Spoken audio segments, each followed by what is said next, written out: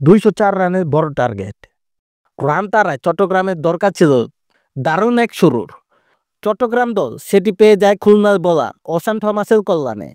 একের পর এক নো আর ওয়াইডে এক বলে দিয়েছেন 15 রান। ইনিংসের প্রথম বলে নাইম শেখ আউট হলেও সে যাত্রায় বেঁচে গিয়েছিল। শেষ পর্যন্ত সেই বলে উঠল 15 রান। তাতে টি-20 ক্রিকেটে এক বলে সবচেয়ে বেশি রানের নতুন বিশ্ব রেকর্ড দেখল বিপিএল।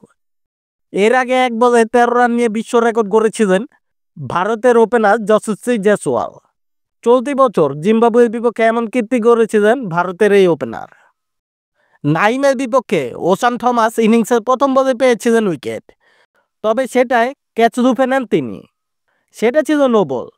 ফ্রি হিটের পরের বলে ছিল ডট, সেটা ছিল রিগেল ডেলিভারি। এরপরেই আছে ওশান থমাসের রিগেল ডেলিভারির জন্য লম্বা সংগ্রাম। নো বলে 6 রান হজম করেছেন, এরপর 2 হোয়াইট বল, পরের নো বলে হজম করেছেন 4 রান। ততক্ষণে চলে এসেছে 14 রান। স্কোরবোর্ডে এক বলের পাশে 15 রান। শেষ পর্যন্ত বৈধ বল ওশান থমাস করেছেন, সেটা ছিল ডট।